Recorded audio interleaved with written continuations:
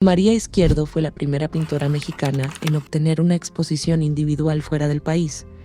Cuando aún era estudiante, su talento impresionó a Diego Rivera.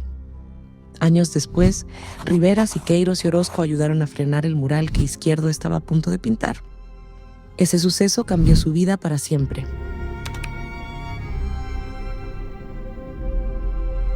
Izquierdo nació en 1902 en el estado de Jalisco.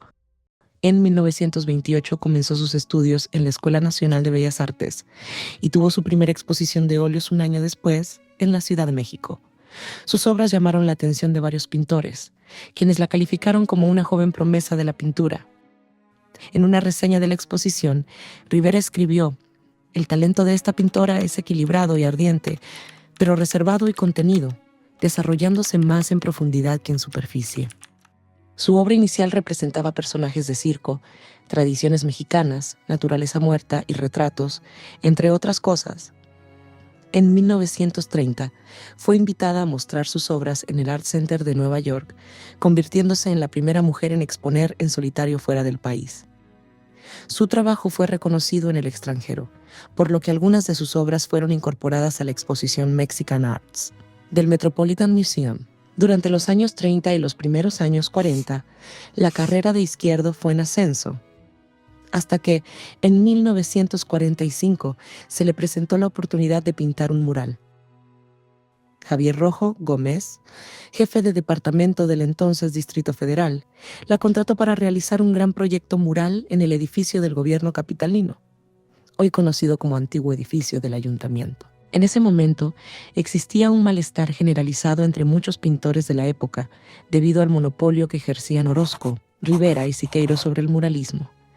Pero esto convivía con una misoginia estructural. Por esa razón, la prensa publicó titulares mixtos. Algunos la apoyaban, otros aseguraban que le estaban pagando demasiado, y otros ponían en duda si era capaz de hacerlo.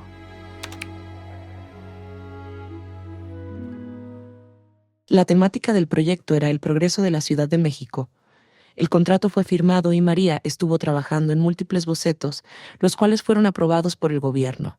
El proyecto abarcaría más de 200 metros cuadrados y se componía de 3 zonas. La principal era la parte superior de las escaleras monumentales del edificio.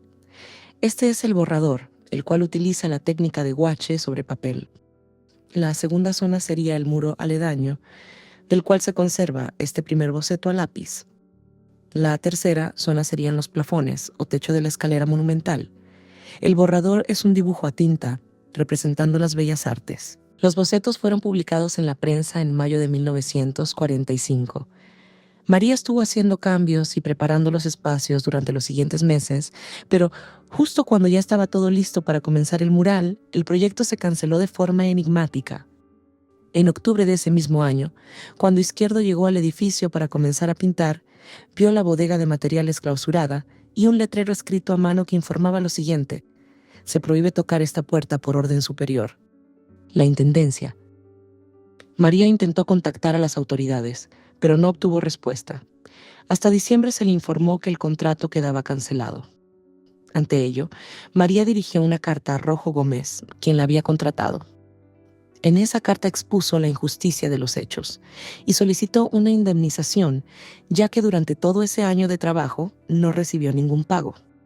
Lamentablemente, la carta no fue contestada, y a partir de ese suceso se inició una campaña de desprestigio hacia su obra.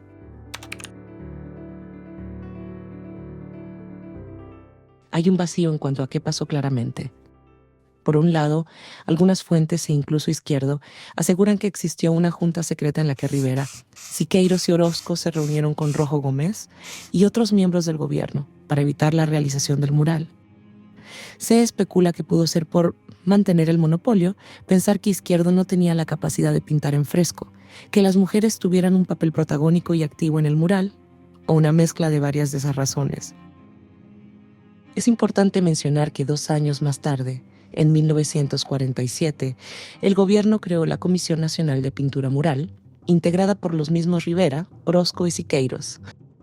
Los muralistas se referían a sí mismos por la etiqueta que los medios les habían dado antes, la de los 3 grandes.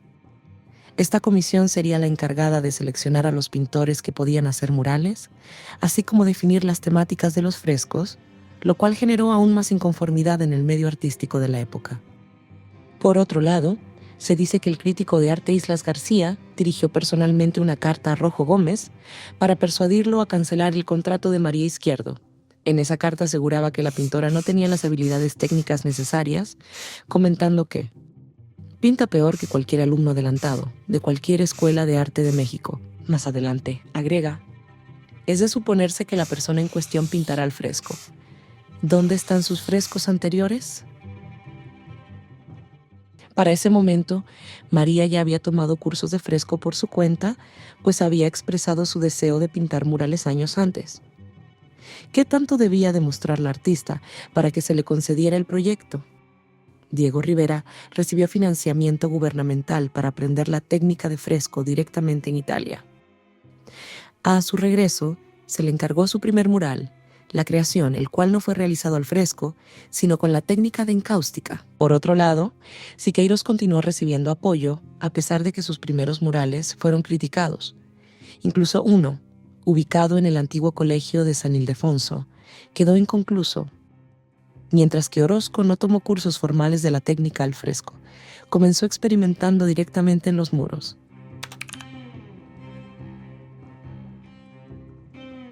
La carrera de Izquierdo se detuvo y sus deudas crecieron. Sin embargo, no se rindió. En 1946 pintó 2 frescos transportables para demostrar que podía hacerlo. Estos son La tragedia y La música, que parten de sus bocetos para los plafones. Además, se organizó una carta de apoyo solidario por parte de pintores, escritores y otras personalidades para solicitarle al gobierno que le devolviera el proyecto. Fue firmada por más de 100 nombres, entre los que figuran José Vasconcelos Alfonso Reyes, Javier Villaurrutia, Leopoldo Méndez y Juan Soriano. Del conflicto del mural surgió su célebre frase: es un delito ser mujer y tener talento, que en otras fuentes más extendidas aparece como: es un delito nacer mujer, y si la mujer tiene facultades artísticas, es mucho peor. Se le sienta en el banquillo de los acusados y después de declararla culpable, se le somete a toda clase de torturas. A pesar de todo lo anterior, no se le devolvió el proyecto y el desprestigio mediático continuó. Izquierdo, quien ya había entrado en ciertos movimientos feministas antes, apoyó más la causa desde ese incidente. Desde muy joven sintió afinidad por el movimiento, al ser casada a los 14 años. Más adelante fue mal vista por haberse divorciado, lo cual era raro en su época, y desde que comenzó a estudiar percibió un machismo académico. Por ello, es considerada una de las precursoras del feminismo en el área de las artes plásticas. También formó parte de colectivos antifascistas y promovió el acceso a la educación y la cultura. María afirmaba que el primer obstáculo que tiene que vencer la mujer pintora es la vieja creencia de que la mujer sirve solo para el hogar. Cuando logra convencer a la sociedad que ella también puede crear, se encuentra con una gran muralla de incomprensión formada por la envidia o complejo de superioridad de sus colegas. Después vienen los eternos improvisados críticos de arte que al juzgar la obra de una pintora casi siempre exclaman: para hacer pintura femenina, no está mal. Como si el color, la línea, los volúmenes, el paisaje o la geografía tuvieran sexo.